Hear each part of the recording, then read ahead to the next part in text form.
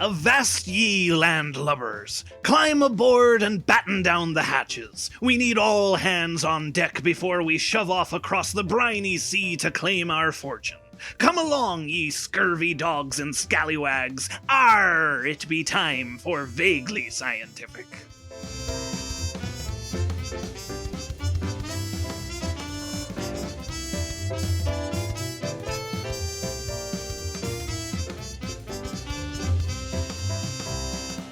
Yo ho ho, they say dead men tell no tales. Fortunately, I am not dead. I am Captain Derrick. Shiver me timbers, why either the sea's horn swoggled me already, or that be my good old matey, the scourge of the seven sciences, Jim. I'm good at boat. Good, good at boat. Well, blow me down and blast me barnacles. It looks like we got ourselves a stowaway. If it ain't that old codfish Mark, ahoy! Yar, ahoy, matey. Ahoy. Hello. Ahoy, ahoy. This be the show where seaworthy souls send us their curiosities and we answer them with a few bits of brains we can scrape off the hull. Sometimes we even stumble into the right answer like a drunk sailor finding his boots in the morning. But before we chart that course, it's time for the fun science fact of the deep. Oh, man. Pirates got the best analogies. Anyway, here we go. Actually, you know what? It's really funny because now I'm thinking about skulls and crossbones, and this one happens to be about bones. Yeah. So, the smallest bones in the human body are the malleus, the incus, and the stapes. And these three bones transmit vibrations from our eardrum into the cochlea, which then sends the sound messages to our brains. The stapes is the smallest of the three and is only about 2 to 3 millimeters across. 2 to 3 millimeters. Wow. It's a wee bone. You're a wee bone there. If you've got a bone to pick, it must be the sapies. Yeah. I like that I put this out there and Mark will just run with it. This is a good choice. Well, we've been talking a lot about pirates, and speaking of R, that's I was building to that whole that's what I was building to, that segue. I get it, yeah. I think we should talk about our first question this week, which is, should R, the letter, be a vowel? What about R, the pirate saying? Should that be a vowel? Should R, the pirate, that is an expletive. An expletive, I think. And it's... an exclamation, perhaps? Yeah. An interjection. An interjection, yeah. Yeah. Pirates love to interject. I think this is an interesting question because I literally have never thought about it before in my life. I think it's interesting to talk about because linguistics is not the first thing people think when they think about science, but it is a science, and we're going to talk about it. Nice. Let me start, but absolutely feel free to jump in because spoiler alert to the listener, I have a lot to say. Whether or not it should or shouldn't be, R sometimes is a vowel, kind of. And so that, Jim, like most people in probably you've not really thought about that before. Yeah. And I also, to be fair, have never really thought about what a vowel actually is. Ooh, I have that. Yeah. I looked into it. I think it's fascinating because I knew that they were like considered to be different, but I never really stopped to think about why that was. Well, let me give you the most concise definition I have for vowel, and I'm curious to see if you found the same thing. Mm-hmm. So linguists apparently define vowel not as a letter, but as a sound. So it is the use of your vocal cords, the sound that is made is what makes something a vowel. And the simplest definition is that a vowel sound has to fit 3 criteria. One is that it must use your voice, meaning specifically it has to use your vocal cords rather than the percussion of your tongue hitting the roof of your mouth or something like that. Oh. It also must function as the nucleus of a syllable, which would be the nucleus. Yeah, I thought you'd like that. Which essentially means it has to be like the central sound. It has to be the thing that gives the volume and the length to a syllable. And then the third, and this is what's going to be most important for everything else I have to say today, it has to be produced with an unobstructed vocal tract. Okay. And so that we're going to get into the nitty gritty about that. But that is the simplest definition of what makes a sound a vowel sound. And the thing that I saw was specifically the unobstructed vocal tract. Okay. And it was a lot of fun to sit down and try to make sounds with my mouth. And I spent a lot of time doing that. And I also found there's a really interesting chart. I don't know how scientifically accurate it is, but it is a chart, like a cross-section of your mouth. Yeah. And they sort of label where the different, all 26 different letters, like where in your mouth those are made. And I thought that was also very interesting. I'm going to put that in the show notes. I don't know if it's very scientifically accurate, but I tried a bunch of the different letters and it seemed correct to me, but I don't know. I'll have to see what it is because it reminds me of a chart of the different, what we call articulators that you have in your mouth. And this is how you produce different sounds, different both consonant and vowel sounds. And your articulators are the parts of your mouth and your whole voice box that can move. So that's largely your tongue and your two lips, your teeth, and then the uvula and upper palate of your mouth. And yeah, you're very articulate in your mouth as a human being. Yeah, it's more than you would think. Yeah, we can make a wild variety of sounds. And one of the things that I think is most entertaining about that to me personally is that in English, we don't even make all the sounds you can make. Yeah, absolutely. There are loads of sounds that we never make in the English language. There are like sounds and letters in other languages that are not in the English alphabet at all. Yeah, exactly. And one of the reasons I'm partly excited to talk about this because I was going to reference the fact that the letter R, the symbol that we use to represent different sounds, we use it to represent multiple sounds that we can make. This reminded me of, we actually had Mark on an episode where we talked about the failings of the alphabet. And how we kind of need more letters for all of the different sounds that actually do exist in the English language, because a lot of letters pull double, triple, quadruple duty. Yeah. So I'm talking less about the symbol R, but it's kind of in the same way that we've talked before about how Y is used to represent both a consonant and a vowel sound. And I want to point out that those sounds are completely different. Yeah. And that's why it usually confuses people when we say Y is sometimes a vowel. They don't really think about what that means. They just think, okay, that's an arbitrary thing we have to learn. But we're specifically talking about if it's making the vowel sound, it is a vowel. So what is an unobstructed vocal tract? Okay, so if you just make a vowel sound like an ah, your vocal cords in your throat are passing air and the sound waves through your mouth with nothing blocking them. Okay. But you have several articulators in your mouth, such as your glottis, which is at the top of your throat, and your tongue and your lips.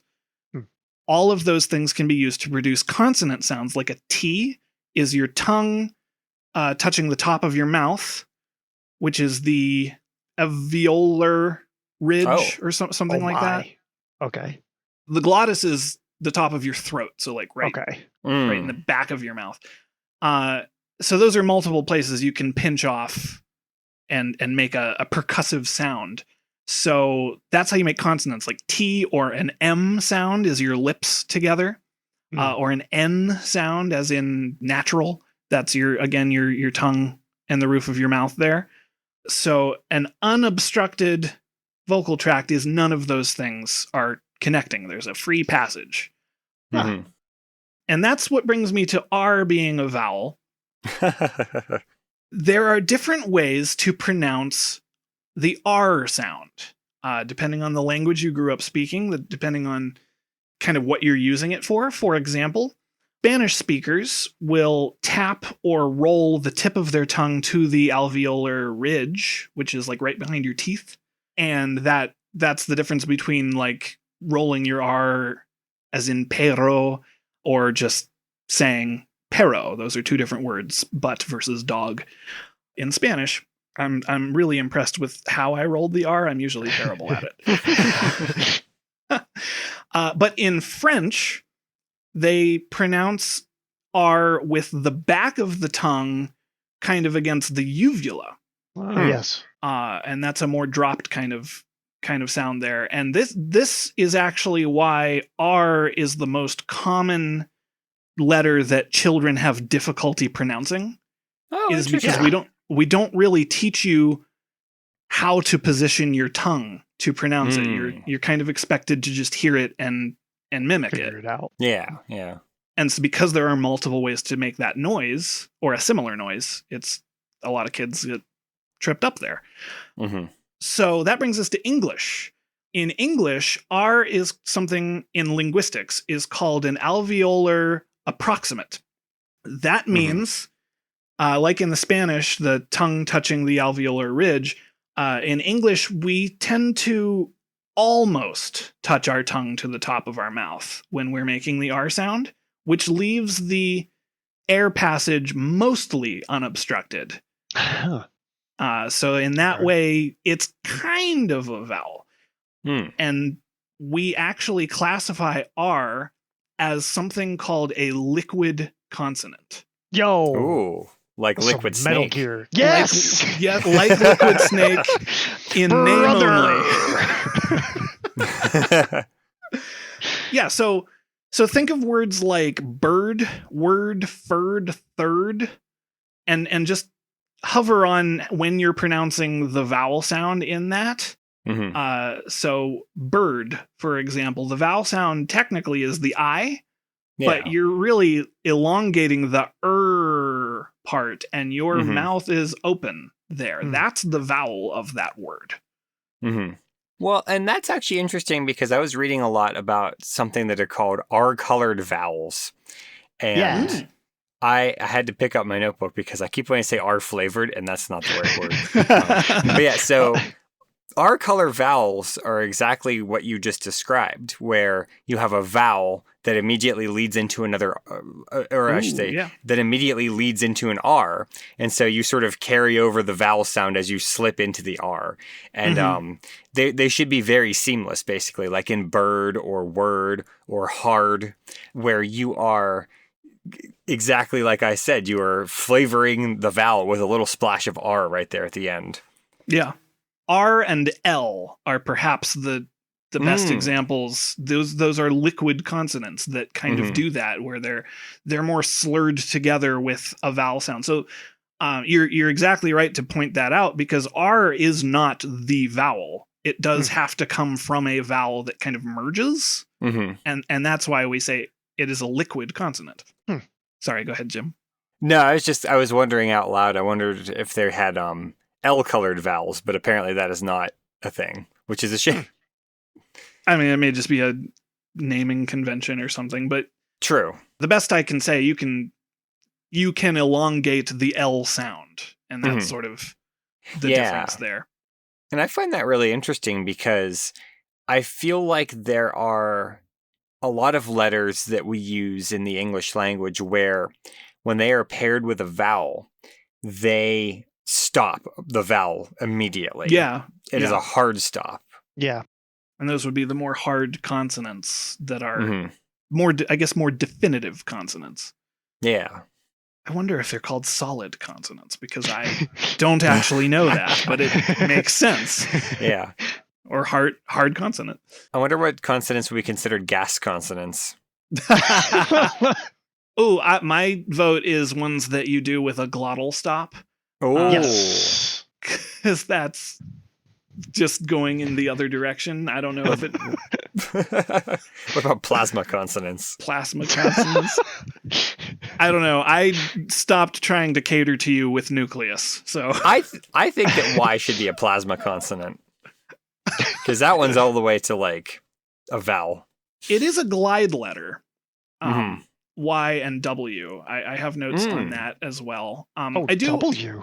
I do want to mention there is something I deliberately didn't take notes on, but it is a common thing that is mentioned in the discussion about how R is, what R is, what the identity of R is. And that is the dropped R, which is Yeah. really common in like transatlantic or okay. or Boston or New York accents or Yeah. modern day English accents. And that's so you could say something like, "Oh, get me some water," or something like that. Yeah. You're not pronouncing the R. The reason that I don't think that's really an argument for R being a vowel is that most of the time that hurts the case because people respond by saying you're just not pronouncing it correctly. I mean, whether or not dialects are incorrect is a completely separate cultural issue. Right. Yeah. But Yeah. it always kind of muddies this debate. So I kind of just thought, I want to mention that it exists, but it's not really part of what we're talking about. Mm-hmm. One of the things that I was thinking about is the fact that I am inclined to not really consider R to be a vowel because you do have to move your mouth to enunciate the R in some way. And I know that it's more about an obstruction of the airflow, but when you use your mouth to say any vowel, you can just keep your mouth open, basically. Yeah, I think that you're correct. I think the reason that talking about this is like important to answer the question is because ultimately the answer is R isn't a vowel, but also there's not a hard line between consonant and vowel. Yeah. Like that's kind of the ultimate answer is it's not a vowel, but it's also not a consonant. There are in between things. Yeah. And one of the things that I think was most entertaining about researching this, where it's like, there are a lot of things that are just sort of vibes based, and that's fine. Yeah. Well, I mean, if you actually dive into linguistics, they have excessive amounts of definitions of things. Well, sure. I want to do an experiment with the two of you, and I was happy that Jim said I had a lot of fun just making noises with my mouth today. So I want to bring up, we talked a little bit about glide letters with Y. I want to talk about W as well.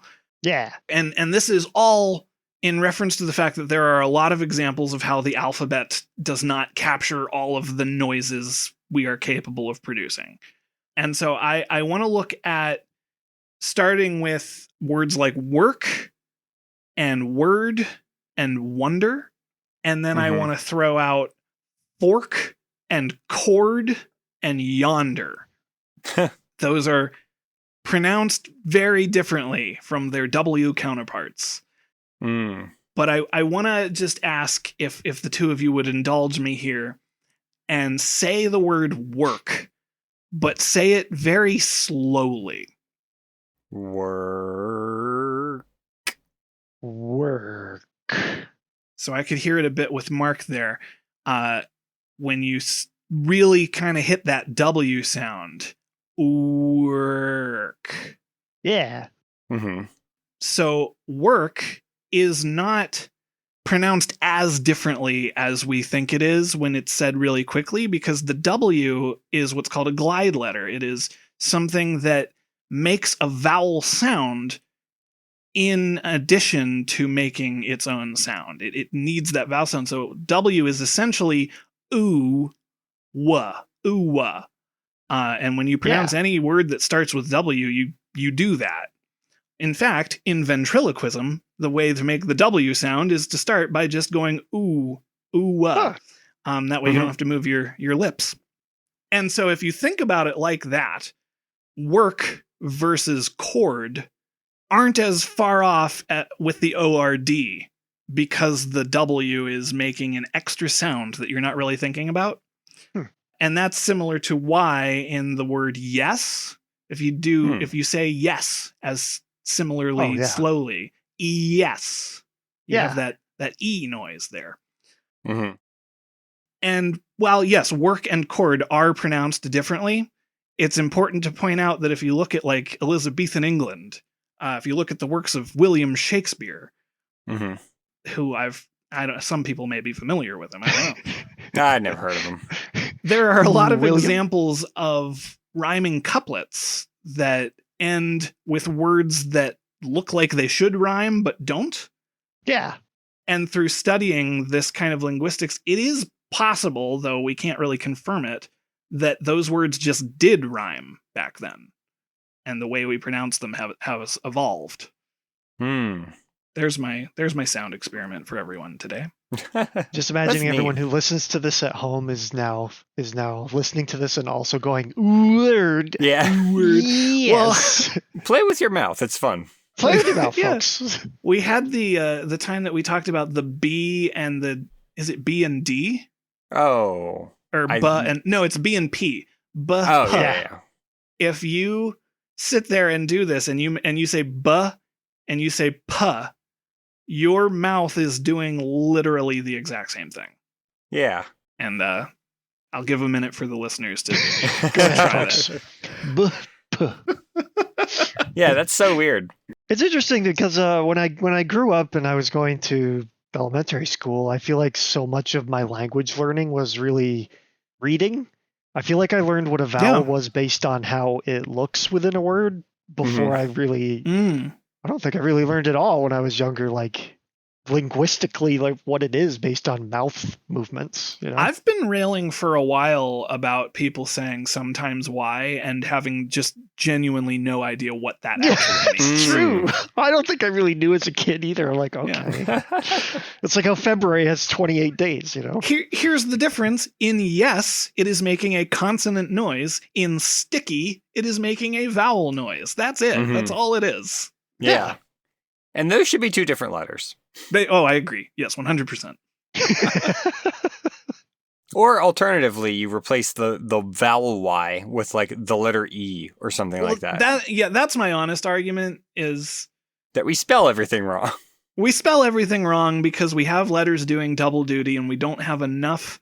We have too many unnecessary consonants that could be reassigned to sounds that we don't have letters for.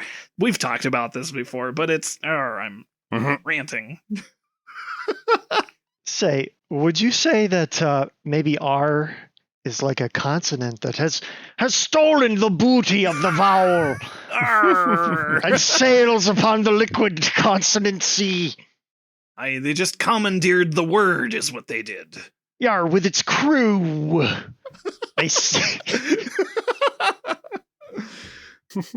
I have hijacked this conversation long enough. I've actually gone through all of my notes on R. Congratulations. Yeah. I think it's interesting when you really break down the sounds of the English language. And this is probably, I guarantee you this is true of all languages. Like when you start really hyperfixating on what sounds these letters make and what sounds your mouth makes, it really strips all the meaning out of language, and it's kind of fun. Yeah, I know what you mean. Well, that's what I mean. Anyone who's watched My Fair Lady, the phonetics is such a bizarre thing because you're not thinking about a word, you're thinking about all of the intermediate, all of the vowel sounds that your mouth goes through to say one letter. Yeah. And the proper way to say a word is more important than the meaning of the word sometimes. And that's, I don't agree with that, but like, that's the way that the study makes it sound, that if you make it pure science, I guess. Yeah. I wonder if there are any other letters that are like with the R-colored vowels. I wonder if there are any other letters besides R and L that kind of can sneak in there at the end of a vowel. And now I kind of want to say a bunch of different words and just listen to them. This is going to make the next time I talk with my 5-month-old godson, like much more meaningful. Yeah. When we're both going like "Arr, arr," get to each other and be like, we're doing linguistics right now, you know? This is baby science. Well, you know, I've Yeah. known people who had to go to speech therapy and stuff, and like they do have to teach you, like R in particular, they have to teach you how to exercise your mouth to pronounce the letter. And a lot of people don't think about it. If you've never had difficulty speaking, you wouldn't think about it. Yeah. From my research, it's looking like L and R are the only liquid consonants. That's interesting. Yeah. Language is weird. Language is very weird and a hodgepodge of a lot of time. It's almost as if it's evolved. Whoa. What? Well, I would like to leave the alphabet behind for a moment and take a minute to talk about one of my favorite animals in a segment that I call an animal that possibly, but not necessarily, exists. This one does exist. So it is summer as of recording this episode, and for the first summer in a long time from my recollection, my yard is getting a good showing of Photurius pennsylvanica in the evenings. This is the most common species of lightning bug in the northeastern part of the United States, which are also called fireflies in a lot of parts of the country, but I grew up calling them lightning bugs. Same. Sometimes I call them both. I will use them interchangeably. Mm-hmm. Lightning bug is a common term for any member of the bioluminescent beetle family called Lampyridae. And I had to look up how to pronounce that because I want to say Lampyridae, but it's Lampyridae. Lampyridae, okay. Yeah, according to Google. So I could still be wrong.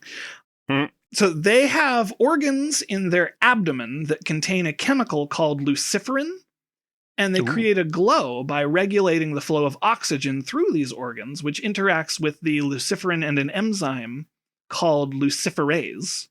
Their blinking glow, drifting through summer nights, has sparked stories in cultures around the world. For example, in Japanese folklore, fireflies are thought to carry the souls of the dead, particularly fallen warriors. In some Native American traditions, they are tricksters using their light to deceive or distract, and there are Appalachian superstitions that once warned that if a lightning bug entered your house, someone in your family would soon die. Oh. Yeah, it's a psychopomp, which we all love psychopomps. Though others, and probably more cultures, believe that the light brought good fortune or messages from the spirit world.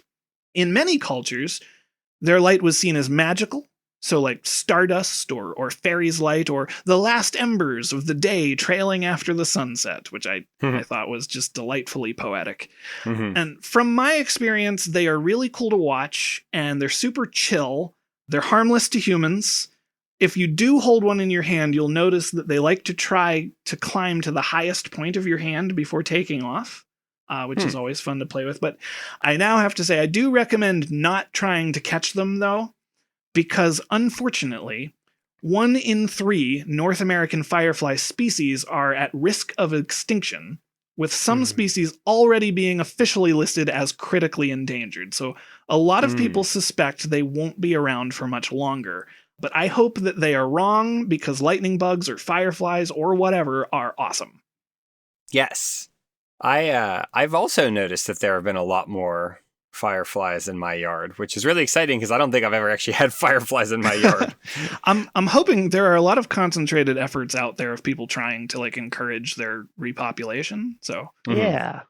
One thing that I know that you can do is if you leave a lot of the leaf litter on the ground instead of raking up all the leaves in the fall, they lightning bugs will lay their eggs in the leaf litter, and the larvae will kind of live in that.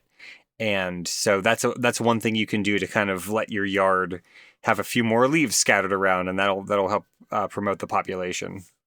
Yeah, it's good for if you have a yard, leaving your lawn a bit less tended to. And some people I know, while I have my own opinions about lawn care, some people we had an episode about that. We did. Some people want to cut their grass, and if you do, You can still like have a portion dedicated to growing out and be a place for lightning bugs to grow. Yeah. It's official. I am no longer caring for my lawn. I am a conservationist now. There's one thing I found out very recently. One of my coworkers has actually been working on a lightning bug project, and apparently lightning bugs will glow at all stages of their lives, including when they're eggs. Whoa! What? Oh, I didn't That's know cool. about that. I knew their larvae Yeah. did. Yeah, I thought that was super cool. The common lightning bug larva does not look like it will grow into being a lightning bug. It sure doesn't. Not even a little. Not even a little. But yeah, so that's one of my favorite animals.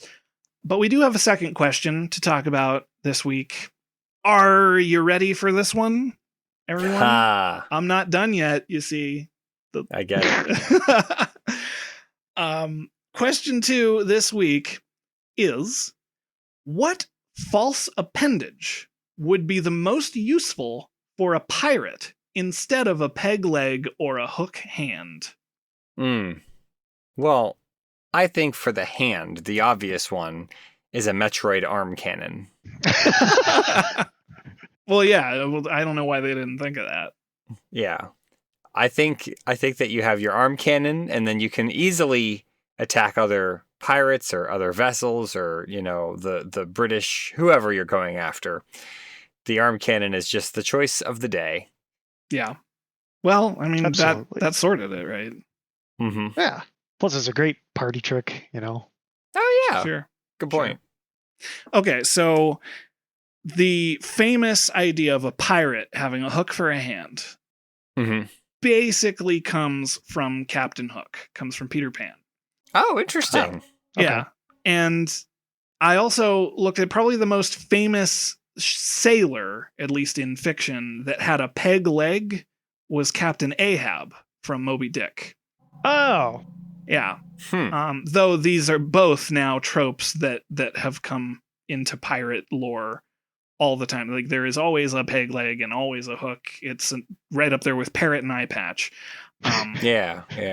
Which I want to say eye patch has the most historical validity because eye patches were worn by sailors not because they were missing eyes, but because they had to go back and forth between up below deck and above deck. And if they kept an eye patch on, their eye would stay adjusted to the dark. Yeah. So that is usually the purpose of wearing an eye patch over one of your eyes. I think that's pretty clever. I didn't learn that until like a couple years ago. And I was like, wow, pirates are smart. Sailors are smart. Why are all these pirates missing all of their eyes? It's weird. So I wanted to mention Captain Hook specifically to say that hooks actually were a really common prosthetic shape since as early as like the Middle Ages, but it is unlikely that they were really common with sailors or pirates. Oh, well, you know, that kind of makes sense. I feel like with sailors / pirates, the hook wouldn't have that many uses. Sure. The main reason being that if you were on a ship at the time, if you were a sailor, especially if you were the captain of a ship, you were expected to do quite a bit of labor. Mm-hmm. And there's a lot of work to be done. So while you could conceivably do a lot of that work if you're missing a hand, if you're missing a leg, it would probably even be difficult to just stand on the deck back then with the technology available. Yeah. Especially with the rocking of the sea. Yeah. And so I did want to mention that the history of Captain Hook famously having a hook for a hand, that is supposed to be emblematic imagery of him being a powerful and feared pirate captain because the hook is like a threatening image. But it also suggests this is a guy who is the captain of a pirate ship and a very capable one who does it even though he is missing a hand. This is a scary guy. And that's kind of lost in like modern ideas of a pirate having a hook hand, but that was kind of intentional at the time. That makes sense, yeah. When it comes to peg legs, I feel like the best choices are going to be things that give you a lot of balance on the sea. Okay. So maybe just something that has a wide base. Something Yeah. that or what if it was like a tripod? I guess more like a bipod, and then your third leg is the tripod part of it. It would be something with a kind of malleable ball and socket joint that has a flat base, so that you can stabilize yourself against the rocking of the ship, probably. Mm-hmm. Here's the I guess problem with what was a good prosthetic for pirates at the time is you have to look at what technology was available, because what you're saying, an arm cannon, probably better for a pirate than a hook would have been. But could they do that? I don't know. What if it was just like a blunderbuss? What if it was just so? The cowards never tried.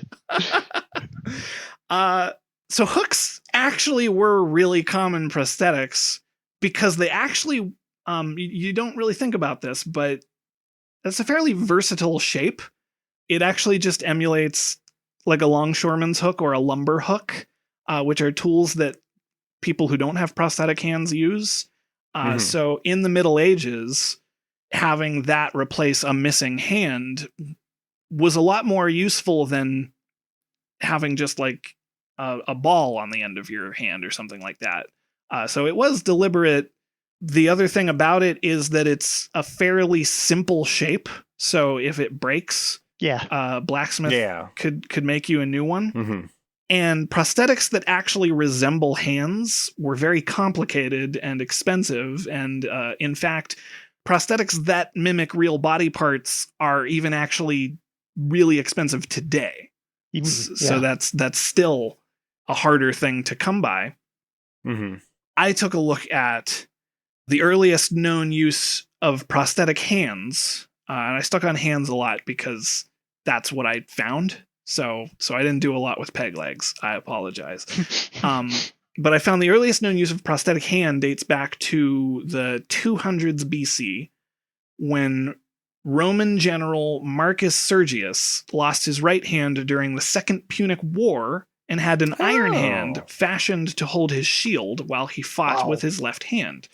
Oh, I think I have heard this before. Yeah, so we don't actually know what that really looked like. There isn't a lot of information specifically.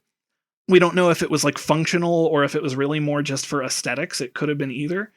But in 1504, there is a more famous German knight, Gotz von Berlichingen. I don't know. Guts of the Iron Hand. Goetz. And he was a general who was missing a hand and had an iron hand in a similar vein crafted to help him grip a shield or the reins of a horse, though the gripping motion did require him to adjust it manually with his other hand. Though if you look at an image of this thing, it looks surprisingly modern. And this character actually inspired the protagonist of the Berserk manga. I was just going to ask. Yeah. Who famously has a black powder cannon in his wrist because of this false appendage. Well, there you go. See? Yeah, I wanted to get there as soon as Jim said they could have a blunderbuss on there. The other one that I was really thinking about was the idea that they could have, let's keep the hook, but attach a grappling hook. Yeah. And I don't Bionic necessarily know Commando. that it has to be like a firing grappling hook, but you could like unspool it and then fling it across. And then you could hop onto the other boat and you'd be a really good one-man boarding party. Everyone would be just so bewildered that this was happening that they wouldn't have time to reply. Yeah. I mean, there's logistical issues with that, but yeah. I think you mean skill issues. If you're a pirate, you've got that grappling hook hand, and you miss or you mess it up, it's like, man, you should have practiced, Mm-hmm. You're on the Assassin's Creed level of boarding a ship is just swing over with the rope and there you go. Easy. You're there now. I was thinking teeth. Teeth. Teeth. Oh. Yeah. Please say more about this, or maybe less. Well, not in the place of a hook arm or a peg leg, but as a general prosthetic, I was thinking some fake teeth would probably be quite useful. Ooh, like Jaws from Moonraker. Yeah, exactly. Okay. Okay. I think if I encountered a pirate that instead of having a hook hand had a big ball of teeth attached right there, I would leave the room very fast. Be like, here's my treasure. Don't ever talk to me again. Yeah. So the gripping appendage, basically, of having a little jaw on your. No, I was thinking like you take a sphere of teeth, like you glue all these teeth together into a sphere, and just kind of stick it on the end of the hand. That's what the Tooth Fairy is collecting all the teeth for. Yeah. Oh, well, man. it's A, it's intimidating, and B, the pirate can say, "Hey, I took one of these out of every person that I killed," and that's scary too. They could say that. There are multiple intimidation factors that you have going on here. So I found the first major historical figure to use an actual hook in place of a hand was, in fact, a privateer named Christopher Newport, who lost an arm while attempting to capture a Spanish galleon in 1590. He was also known for helping to establish the colony of Jamestown alongside John Smith in 1607. So there was a privateer, pirate, I don't know, with a hook hand. So we have that documented. Yeah. So the reason that I stuck with more mundane and historical examples is I was thinking the question being, what would be a better appendage, a better false appendage than a hook for pirates? As I was thinking, well, why do we popularize hooks? And I'm thinking because of the technology of the time. So I found Admiral Horatio Nelson, who was never actually depicted with a prosthetic of any sort, but he did develop what is known as the Nelson fork, which is a combination knife and fork designed to make cutting and eating food easier for those missing a hand. And that was in 1797. That's really interesting. I want one of those. Like, not attached to me, but because I have a spork. Well, yeah, it wouldn't be too attached to you. It would just be a tool that you don't need two hands I see, for. yeah. But yeah, I want a combination knife and fork because sporks exist and you don't have the knife section in there, and I'm just kind of upset about this. Knife fork for kids. So this is all kind of extraneous because I like the idea of arm cannon. I do. I like the idea of grappling hook. I did think about that. First thing that came to my mind, chainsaw hand. Because of Ash and I like The Evil Dead. But in researching this topic, I just wanted to make sure that I mentioned this before I went too crazy. Hooks actually kind of were the best option. Of the time for unless you were an aristocrat or a really rich person and could have somebody fashion you something that looked more like a hand with a gripping mechanism.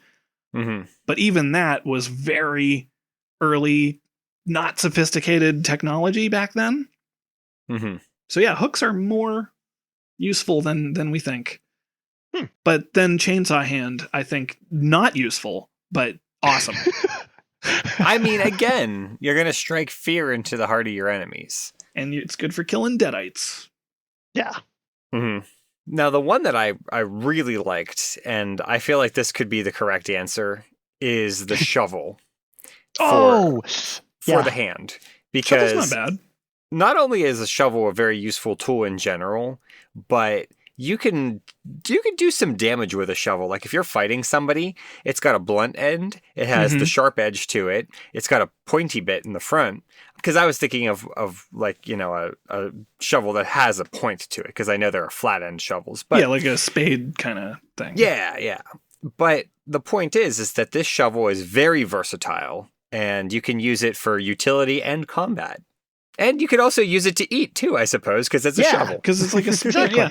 I was thinking like those military shovels that typically like trench shovels, I think.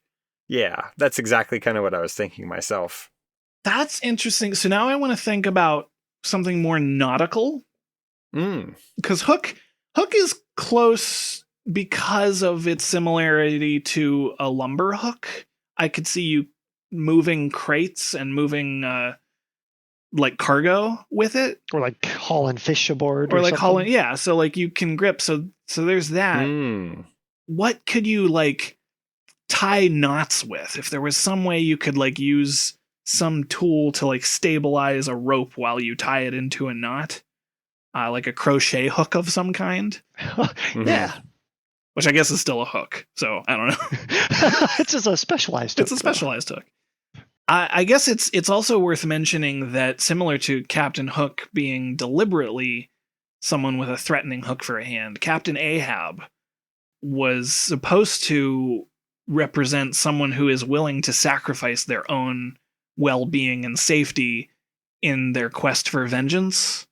So it makes sense that he has a peg leg, because he's willing to just not care about his own safety. Doesn't Moby Dick, doesn't Ahab deal with a lot of like phantom pain and stuff? Like he's like, I can feel when the whale took me leg. Yeah. So it's all symbolic, but also not symbolic also. That was a weird sentence. Because then it's a harder one to make like something useful out of, I guess, is the peg leg. You're kind of doing your best just to get back to the former level of function. Well, yeah, we have really sophisticated false legs now that like people are able to do anything you can do with a leg. And the thing that I got tripped up about is at the time it would just kind of ruin your stability. So like, yeah. I have seen, I don't remember what this is in, but I've seen somewhere where it's like the pirate, it might have been the Sinbad, the Brad Pitt movie that they made of Sinbad, the cartoon, but I think there might have been a character that like spends the entire time on the ship like flying around above deck on ropes. Oh yeah. And that's like you could rig some sort of like pulley system. That would be very impractical. But what if you could do that with an arm and a leg? You know, what if the rope went through these loops in your prosthetic hand and your prosthetic leg, so you could I don't know, like you are the pulley. You are mechanically part of the ship. Yeah, part of the ship. And part of the ship. One of the things that I was thinking about, and I don't know exactly how you would make this work, because I feel like it would be a big problem once you start moving on a ship, but I thought it'd be kind of fun to have like a little wheel on your leg, on the false leg, so that you could sort of use it like a scooter and just glide around. But when the ship is rocking, I don't think that'd be very practical. You'd have to maybe try to find a way to lock the wheel so that you could walk normally for the times where you want to walk normally. But I love the idea of just putting down the wheel and just kicking off and just rolling across the entire deck like a pair of Heelys. Sure. And it also kind of depends on how much of the leg is missing too, because like you could easily do that if it's just the foot. You could probably affix something down there, even with the technology of the day. But the main issue is being able to like, you know, have the versatility of redistributing your weight on a ship. Right. I don't know if wheels. I don't know if you generally want to be on wheels on a boat. Probably not. Like I feel like that would be really hard, but I don't know. I've never been on a pirate ship that was actually sailing in the water. Yeah, true. So that's my answer is it actually just is hook. It is a hook. Or something with super advanced technology that we can send back in time. I'm going with shovel still. I think that seems like it'd be really useful. Yeah. Well, was it the Disney Peter Pan? I know that other Peter Pans have done something similar, but Captain Hook, I think they did it in the Robin Williams Hook as well, where he has different attachments that he can put. Yeah. Mm-hmm. And that, again, gets to, you have to be particularly wealthy. But there it is. Like, one of them could be a shovel. and then he has like a decorative gloved hand at one point. And Oh, yeah. I think it's in the Disney version where one of his hooks just is a hook, but it has a big diamond ring on it or something. And I remember that being silly. You're right. Yeah. I feel like I guess the real answer then is just being able to swap things out depending on the task that you have. So a modular socket. Yes. Is Yeah, kind of exactly. The answer. Mm-hmm. Yeah, I Now like that. that's an engineering answer. That's an What's the perfect thing? A socket. A That socket. you can put Yeah. other things into. Because you can have a hook, you can have a shovel, you can have a gun. Probably can't have Yeah, a you could. chainsaw. Well, you can't have like a powered chainsaw anyway. Right. You could put a sword there. You could put a sword there. He I may was do thinking that. sword for leg also. I don't think it would be very practical, but it would be a lot of fun. Oh, like what's that movie? The Grindhouse film where the girl has the rocket launcher for a leg. Oh, yes. Yes. Like I'm thinking of that. I could see that being useful because like in a pinch you could shoot it off, but mostly you're just walking on it. Mm-hmm. I don't know. I like my hands. I don't want a hook. Yeah. Yeah. One last one that I was thinking about for the leg is just a stack of skulls that are kind of glued together. I think you do stack of skulls for the leg, ball of teeth for the hand, and Oh, man. I think no one's gonna mess with that pirate ever again. You're designing a flesh golem, I think. I feel like this is starting to turn into a One Piece character, actually. This is turning into I mean, I've seen weirder. This is some weird intersection between One Piece and JoJo. Yeah. Yeah. Yeah. It's like my stand is the bones of my enemies. That's a weird show. They're all. I know. weird You know what? It's a shows. bizarre show. Whoa! There you go. It's a bizarre adventure. I don't know. Yeah. Or bizarre. One Piece. Adventure. What a weird. What a bizarre adventure that One Piece. Ah. Well, listeners, let us know what you think about all the stuff we said. If you've got thoughts rattling around in that noggin, be they bright as a lantern or daft as a deckhand, send us a message in a bottle to feedback@vaguelyscientific.com. Leave your mark on our ship's log, that's the blog for you landlubbers, or toss us a like on the Book of Faces, or chart a course to us on the blue sky at Vaguely Scientific. Wow, that was so good. Thank you. Now, Jim, where does the treasure map say we be finding all these wacky questions? We get them from you, the listener. I can't do pirates. I wish I could. But thank you to listeners for sending us questions like these today. And you can send those to us at questions@vaguelyscientific.com. If you want to get our episodes the minute that they're released, you can subscribe to our podcast on Apple Podcasts, YouTube, Spotify, and all the other great places that cool podcasts like to hang out. And subscribing and leaving feedback really helps us out. And so does telling your friends. Whether they're on a ship or on the shore. Mm-hmm. Our vaguely musical intro was composed by Anthony Pizzelli. And don't forget to check out our merch store over at vaguelyscientific.threadless.com. There's all kinds of great pirate booty that you can get over there. You gotta pay for it, but it is great. It's great, yeah. It's not really booty if you have to pay for it, I suppose, but Well, you can... I don't know. Thanks to Mark for being our guest this week. What a pleasure it was to see you again. Yar. Yarr. And for Vaguely Scientific, I am Derek. I'm Jim. Well, Mark. Hoist the colors, men. Let's shove off. Hey, be off. Toodaloo. A lot of vowels there. There's some vowels. Yeah. Toodaloo.